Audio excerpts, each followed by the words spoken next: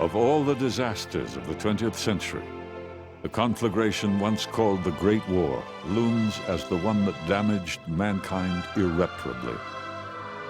It wasn't just the 22 million who died between 1914 and 1918 in populations dramatically smaller than now. It was a much greater depth. Centuries-old empires met their end. The world lost generations of philosophers, writers, builders, musicians, poets, scientists, healers, artists, the flower and seed of a magnificent continent, dead in mud and misery.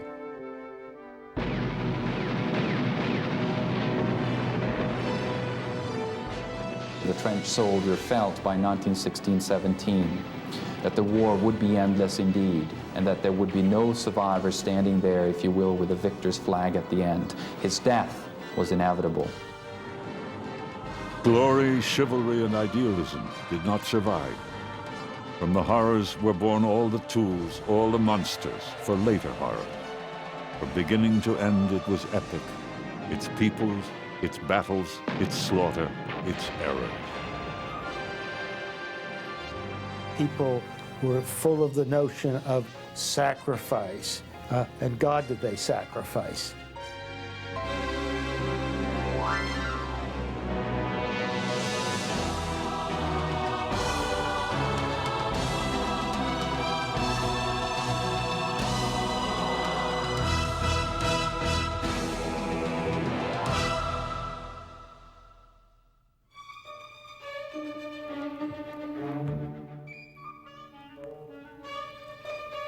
The millennium that had dawned in 1900 shone upon a European civilization so dazzling that it seemed within reach of every opulent promise of mankind. There had been many sharp, ugly wars over the last century, but now Europe's cunning diplomatic ballet had at last seemed to balance power for a long, prosperous peace. Beyond that, the blood of England's King George V mingled with that of Russia's Tsar Nicholas II, Germany's Kaiser Wilhelm II, and Austria's Emperor Franz Joseph in intricate marriage alliances. It was Cousin Willie, Nicky, and Georgie. What was to fear? In a Victorian afterglow, England's prosperous island was fed by a treasure fleet of merchant ships connected to its colonies. Its lifelines and shores were protected by the impregnable steel walls of the Royal Navy. 1/4 of the map was England's red. Germany was an industrial miracle, becoming Europe's wealthiest center of industrial might. The formidable Prussian army was brilliantly professional. Its navy was growing fast. Former Chancellor Bismarck had said, "I am bored. The great things are done." France, with its rich overseas empire, had reached an intellectual and economic prominence that made Paris the golden hub of world culture and business. France's spirited army stood behind an iron line of forts that denied the eastern frontier to the Germans. A saying was, "As happy as God in France." Russia was a feudal monarchy that gleamed at the crown. Its sumptuous court hid inner decay, but its titans of literature, music, and dance gave it world stature.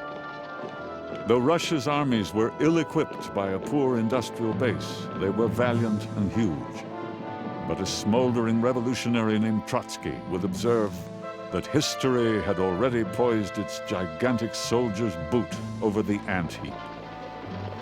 In Austria, the 66-year reign of the ancient Franz Joseph was beset by arrogance and the tensions of a polyglot empire always on the verge of breaking into ethnic fragments.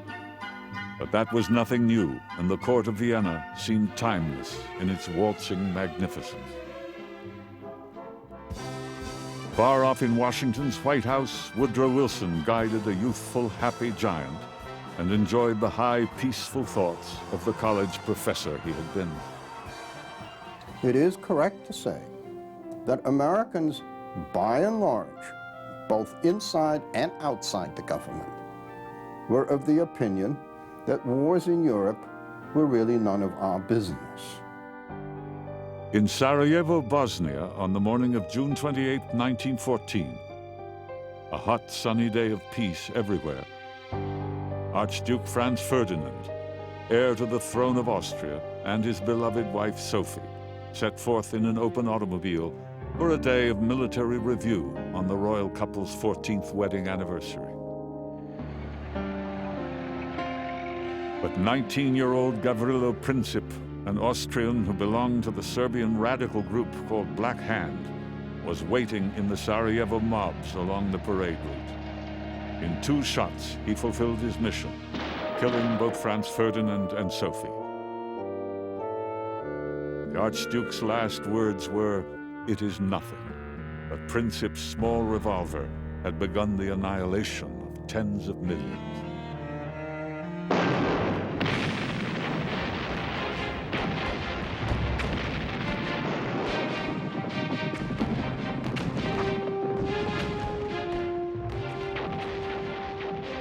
The assassination, ultimately, of the Archduke worked against the interest of Serbian national independence. Why? Because it gave Austria-Hungary, the government, a pretext to militarily occupy Serbia for a good period. Soon an ambassador stood before Kaiser Wilhelm asking if Austria-Hungary could count on Germany's support if she mobilized against Serbia, even if Russia came in. Germany said she could, without thinking she might have to. The alliances were essentially protective.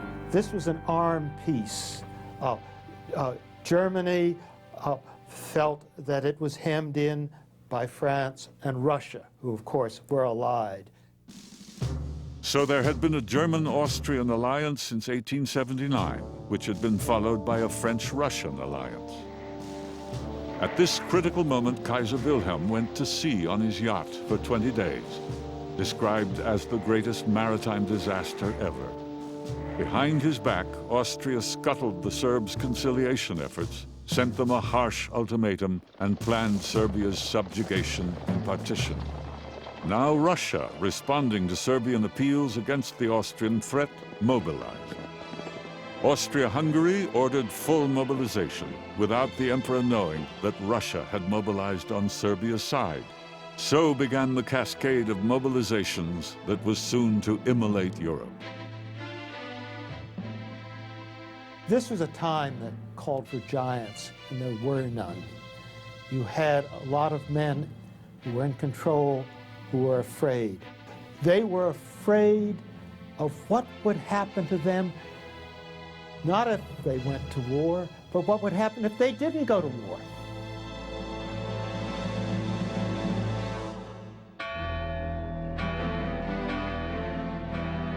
Entering the fatal August of 1914, the dominoes of dusty alliances kept toppling.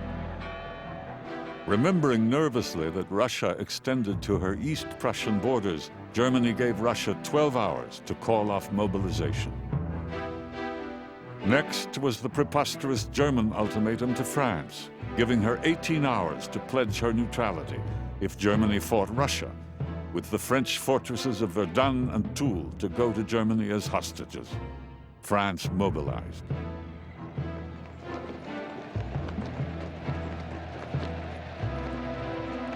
The rest was formality. By August 3rd, Germany would be at war with France and Russia on the side of Austria-Hungary. And it turned out to be rather exhilarating.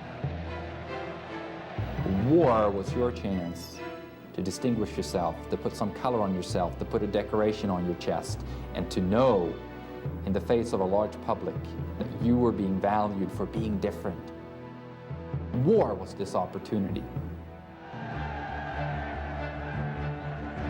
Between August 2nd and 18th, France would ship 3,781,000 soldiers in 7,000 trains, a train running every 8 minutes. Germany would speed 1,500,000 men to the west and another 500,000 to the east against Russia. It's a war about power, about prestige, about colonies, about competing markets. It's not a war about ideology. It's a war about people wanting respect. It's a war about Germany feeling it's being squeezed in and needing to expand. It's a war about settling old scores, the way France was determined to get back Alsace and Lorraine. It's a war about stabilizing empires, as Austria wanted to neutralize Serbia. Russia was a very impatient nation in 1914, wanting above all, it seems, access to the Mediterranean and to the sea trade routes that lay beyond, and hence it wanted above all control of the straits into the Black Sea. The supremacy of heavy artillery arrayed in hundreds and thousands and limitless machine guns set behind miles of barbed wire had yet to be shown. Indeed, one attack-minded French general would boast that his best weapon was the living breast of the French soldier. Germany's secret weapon was its war plan, worked out years earlier by one of its vaunted tacticians, General Alfred von Schlieffen. The French, von Schlieffen calculated, would fixate upon regaining the lost provinces of Alsace and Lorraine and direct their attacks straight eastward towards them and Germany.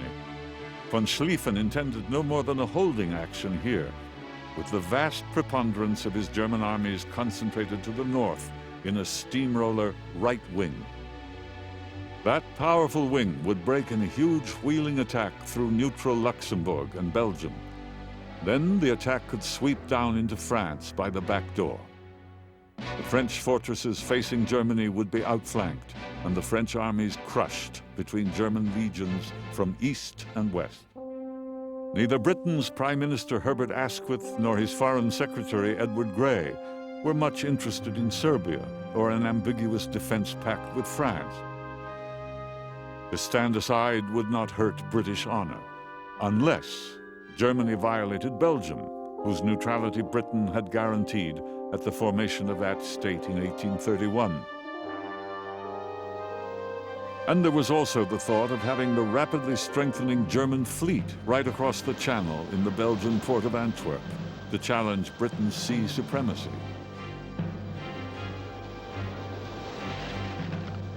The process was in command. On August 1st, Germany crossed the Luxembourg border, seized the country within 24 hours, and demanded free passage through Belgium. Germany gave Belgium's King Albert 12 hours to agree. He refused and appealed to King George for support. Germany's Bettmann Hollweg voiced astonishment that London would go to war over what he called a scrap of paper.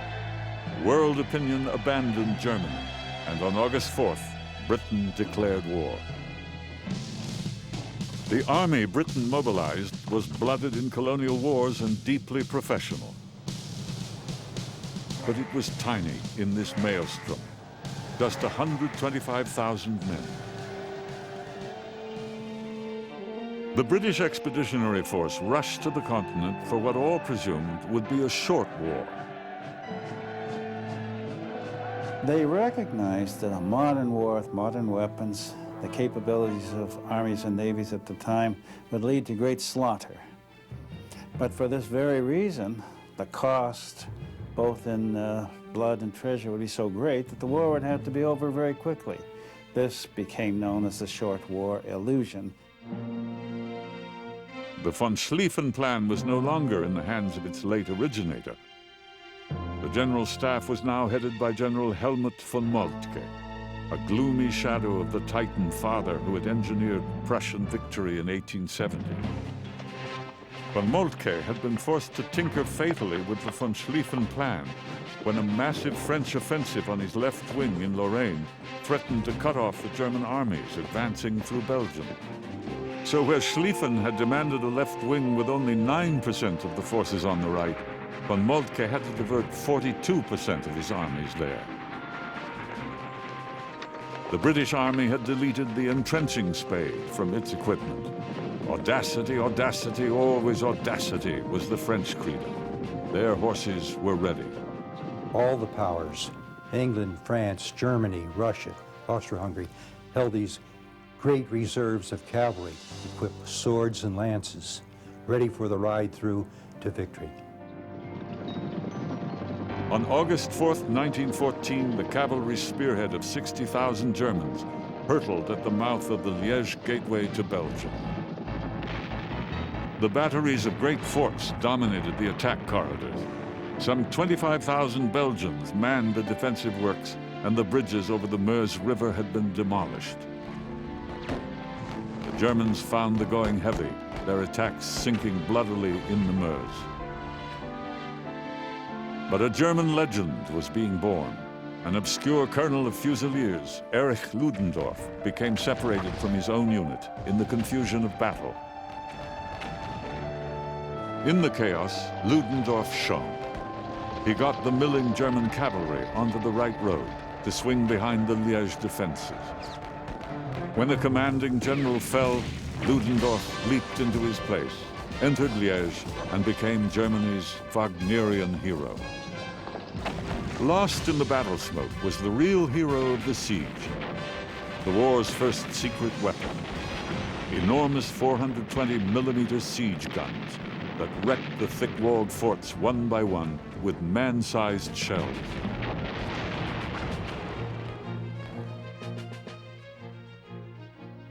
We might say now that the Germans had no sense of public relations. And they proved that again and again in their invasion of Belgium and of northern France.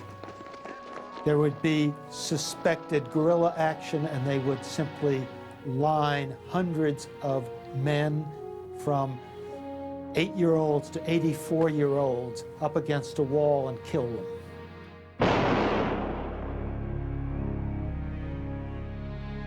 They burned the great library of Louvain, one of the great centers of culture in the Middle Ages.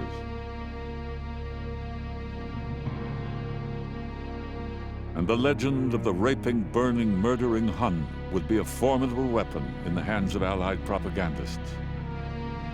The ghosts of the murdered Belgians would form themselves in armies, haunting Germany to its death.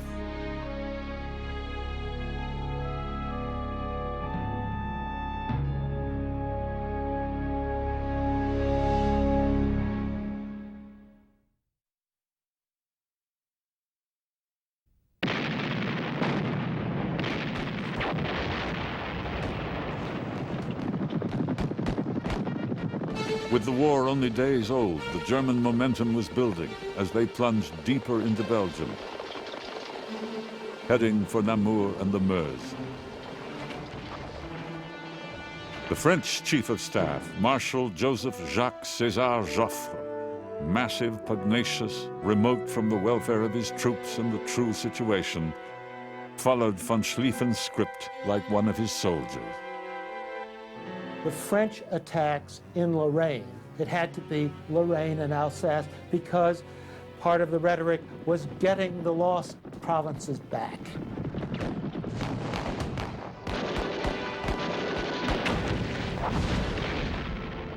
They were destroyed by the Germans.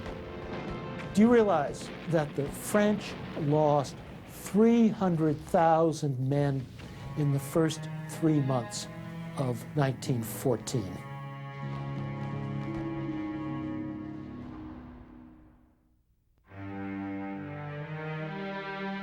In England, its hero war minister, Field Marshal Lord Horatio Kitchener, the legendary Kitchener of Khartoum, saw things with brutal clarity.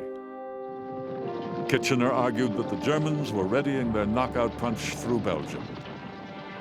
He saw the British officer corps as the preserve of gentlemen who dislike having to take their professions seriously, and stated that the war would be won by the nation with the last million men. Squarely in the path of the huge and onrushing German right wing, the scant 100,000 men of the British Expeditionary Force deployed where the Belgian front hinged on the mining center of Mons. The British commander, amiable, skittish Sir John French, was nowhere up to the job, but was blessed with a brilliant subordinate, tigerish General Horace Smith-Dorrien.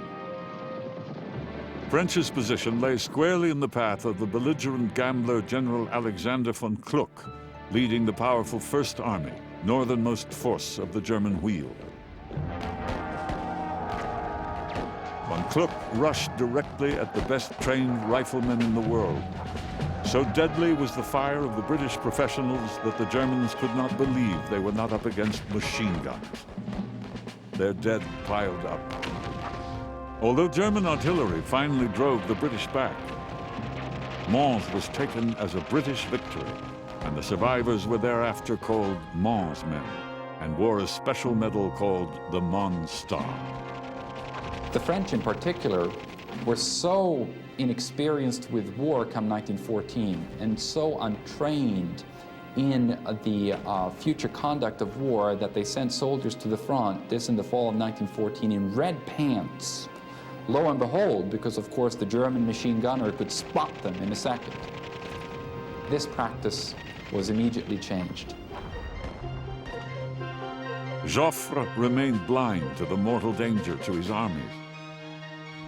His futile Plan 17, the frontal assault of the German center in Lorraine, was stopped cold. The French made no use of stealth, ground, or short rushes. They chanced all on audacity and died for it. To the north, the gallant British Expeditionary Force was being expended in a series of tragic battles, sometimes to slow the Germans, and sometimes because the exhausted men had strength to shoot, but not to walk. Von Moltke's grip was closing upon Paris. But where were the reports of huge prisoner bags and captured guns, the only sure sign of a foe defeated? The one bright spot in the Allied picture was General Joseph Simon Gallieni. Gallieni was old, he was retired, but he was the best of the French generals, and he was pulled out of retirement to set up defenses around Paris.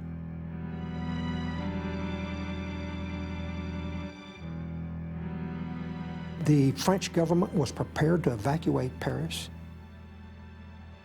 Women were weeping in the streets. So unstoppable seemed the German wheel on Paris that General French proposed a retirement of the British Expeditionary Force to England. Only a furious rebuttal by Kitchener held him. In England, Sir Arthur Conan Doyle spoke of the most terrible August in the history of the world. One thought that God's curse hung heavy. Von Kluck, meeting galling resistance and beginning to feel his overextension, began the undoing of his rampaging right wing by invoking a crucial change in the plan that had served him so well. Instead of swinging southwestward around Paris, he began turning inward to the south to pin the French armies between two German forces. This presented the flank of his army, already weakened by two corps sent to East Prussia on the Russian front, to a flanking counterattack from forces in Paris. This seemed not to concern his impetuous nature. The new aerial reconnaissance capability proved its mettle by spotting the God-sent inward wheel along the Marne. Von Kluck, with the bit in his teeth, drove his stretched, exhausted forces forward. When men march day in, day out, there comes a point where they get a little tired. And furthermore, they did not anticipate what hauling guns over these distances was going to do to their horses. Paris began to panic. Crowds demanded that it be declared an open city. Dropped German leaflets declared there is nothing you can do but surrender. Refugees rushed toward the railway stations. Ministers wept. Gallieni responded, "I have received a mandate to defend Paris against the invader. This mandate I shall carry out to the end." Joffre finally began to see the possibilities of the Germans' flank being in the air. He sent Gallieni to see if Sir John French's British Expeditionary Force was ready to join an attack. Sir John became lost in the Gallic language and finally blurted, "Tell him that all that men can do, our fellows will do." The Battle of the Marne was a series of confused, deadly clashes that began on September 5th and bled on through 7 dreadful days.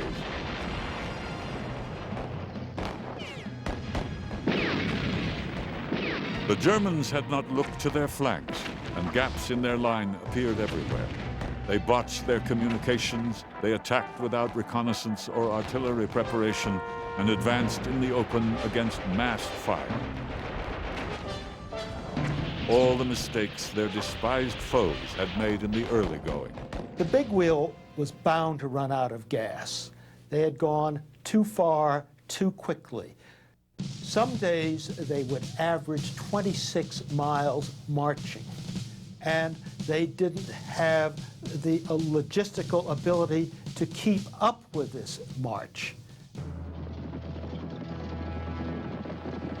At one critical juncture, as the French line began to bend, General Gallieni collected 1,200 French taxicabs to rush decisive reinforcements to the front.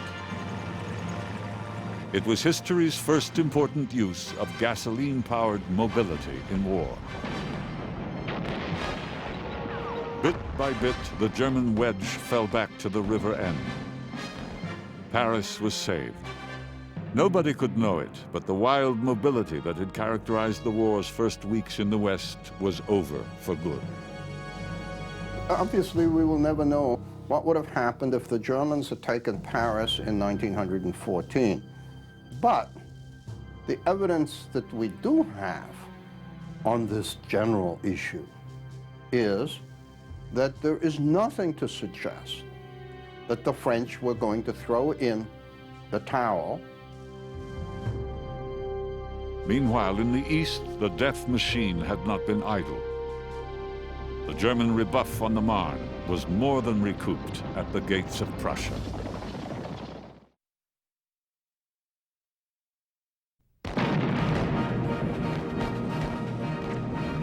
While the Battle of the Marne had raged on the Western Front throughout August, the huge Russian army had tried for decisive victory in the east. The Germans had relatively few troops in the east because their intention was to deal with France as quickly as they could. And they were convinced they could take France out of the war in a matter of a month or 6 weeks. The Russians then started their offensive in what was then called East Prussia. The defenders of the wide German front covering over 200 miles of East Prussian border numbered barely 135,000 men under General Max von Prittwitz. The Russian armies bearing down on them numbered 650,000 men, an advantage of 4 to 1. They moved in 2 armies commanded by Generals Alexander Samsonov and Pavel Rennenkampf. The Russians were good soldiers. The trouble was they just didn't have the right arms. Sometimes they didn't even have rifles. They didn't have enough artillery. Between the opposing armies lay a hump-filled countryside broken miserably with forests, lakes, and marshes. The Russians could deploy only slowly over narrow fronts, enabling the Germans to shift forces over their efficient railway systems. Seeing that the Russian armies would be split upon entering East Prussia and arrive on the battlefield at different times, the German High Command made plans to defeat each in separate turn. Von Moltke misinterpreted an adjustment in the line by von Prittwitz as defeat and retreat, and made a far-reaching decision. He changed commanders. On August 28th, he cabled General Erich Ludendorff, the hero of Liège. "You may yet be able to save the situation in the east." On Ludendorff's train to Prussia, there was a fortuitous meeting. Aboard was General Paul von Hindenburg, called out of retirement. The commanders connected instantly in spirit. Hindenburg and Ludendorff would become virtually one as military dictators of Germany. Hindenburg and Ludendorff proceeded with the plan for which von Prittwitz had been fired. It worked perfectly, helped by the Russian propensity to send radio messages in the clear so that the Germans knew their plans. On August 26th, the huge pivotal battle of Tannenberg began to unfold. Samsonov drove his split-off army into a trap baited by a purposely thinned German center. As Samsonov wired vainly for Rennenkampf's army to be rushed to his rescue, the Germans methodically crushed his flanks and pinched off his center. When they closed behind him by capturing the rail and road center at Neidenburg, the disaster was complete. There were 92,000 Russian prisoners.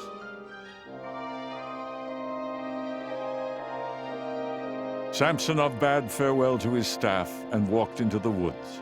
A single pistol shot was heard. Nobody bothered to go into the woods to search for his body.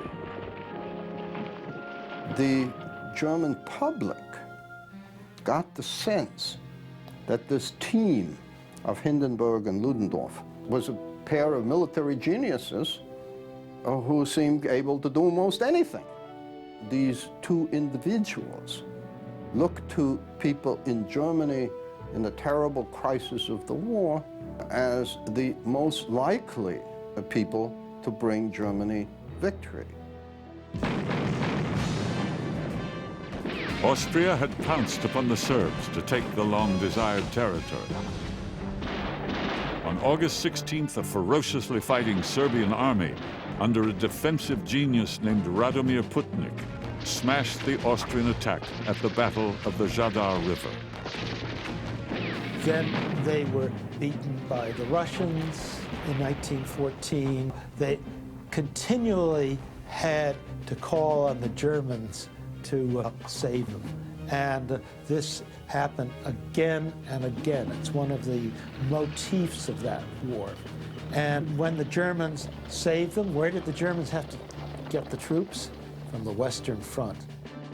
A German officer sighed gloomily, "We are fettered to a corpse." And there was no comfort in the West either. No one realized the great implications of this many soldiers on a battlefield. Now, in 1914, the machine gun and rapid-fire artillery gave an individual the capability to cover about 3 times the ground that he had before in the War of 1870, and yet there were 10 times the troops. As the fronts hardened, each side saw its only hope for advantage at the flanks, and there began a leapfrogging series of movements, the so-called race to the sea, to either get around the enemy or to defend against his end runs. There was no place where you could maneuver. And that became the great dilemma of the war in France and Belgium. How do you get through?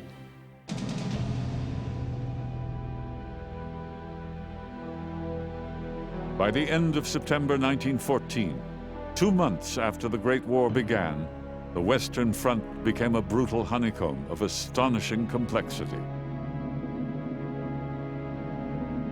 The man-height trenches grew underground dugouts for men and horses, galleries to accommodate stores and headquarters, pillboxes, ammunition dumps, traverses, and communication tunnels. And the trenches appeared in successive lines, shrouding themselves in thousands of miles of barbed wire. Trench warfare was hell on earth.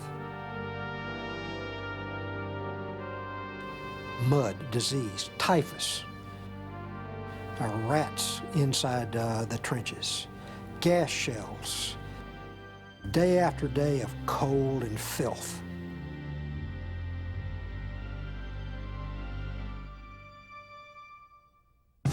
With the front stabilized, it was possible to begin the massing of artillery wheel to wheel in great packs for uses in defense and attack. Artillerymen soon became artists, masters of the creeping barrage and the pre-registered firestorm. The great killer of the First World War was artillery. Artillery accounted for 70% of the casualties in the First World War. The Western Front, by the beginning of 1915, had become a line of entrenchments reaching from Switzerland to the Channel, over 400 miles. It was said that a man could walk from Switzerland to the Channel and never emerge above ground. It was more than most men could bear.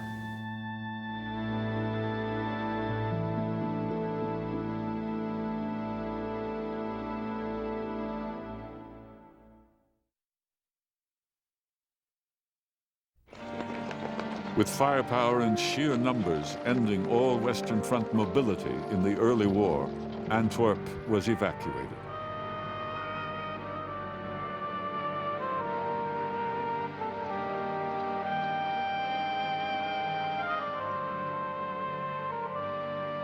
The remains of the Belgian and British forces fell back to dig in on a fragment of Belgian soil in Flanders that would become infamous for 4 years as the war's most lethal ground.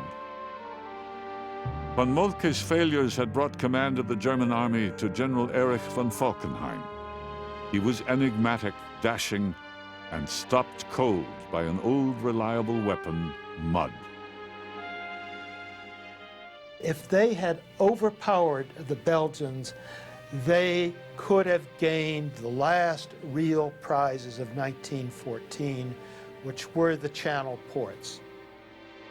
And the Belgians, under King Albert, opted to flood that flat landscape. And that flooded landscape absolutely stopped the Germans. Defending the ports with the French, the British Expeditionary Force made a magnificent stand at Ypres, called Wipers forever by the British. The British defensive salient was shaped chillingly like a skull. Within it, 1 million would die or be maimed, slaughtered at triple the rate of any other sector.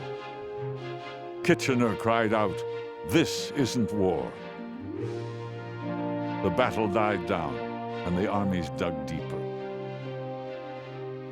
We know that soldiers began to recognize that the conditions of war, this war of attrition, this bleeding of the enemy to death, was forever changing their lives when they recognized themselves that probably their most important weapon for protection was the spade, not the gun, not the bayonet. The Germans did something very smart early on in the war, and that was that they gained practically all the high ground on the Western Front.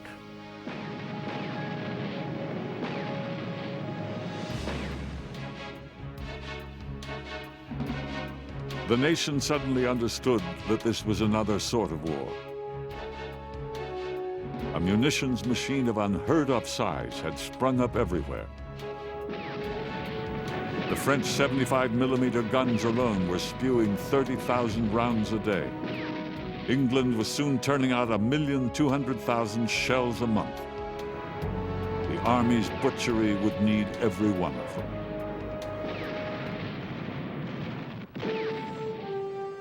As 1915 began, the German planners broke into rival camps called Easterners and Westerners, each seeing his own front as the decisive one to break the stalemate. The Hindenburg-Ludendorff team managed to take Warsaw from the Russians, although the enemy retreat into the Russian vastnesses made it meaningless.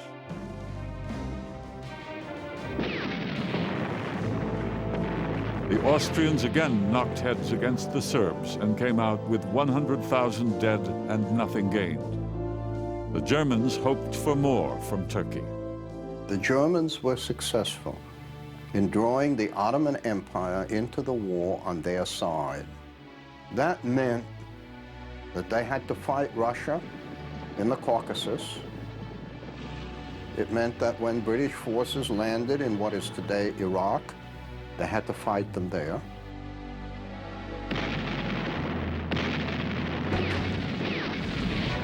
Turkey, although it had lost, the Ottoman Empire had lost most of its European territories, still had the area around what was then Constantinople, is now Istanbul, and the Dardanelles. In other words, the straits connecting the Aegean Sea with the Black Sea. And this was an area of enormous importance because it was the most plausible route by which the Western powers could supply Russia with military supplies. Although Turkish attempts to break into Russia through the Caucasus in December were bloodily repulsed, the nervous Russians appealed to Britain for a British diversion to ease the threat from the south. The British and the French were determined to force the Dardanelles. They planned a combined land and naval campaign, the largest amphibious operation probably ever tried up to that point. Winston Churchill, as Lord of the Admiralty, was one of the principal architects.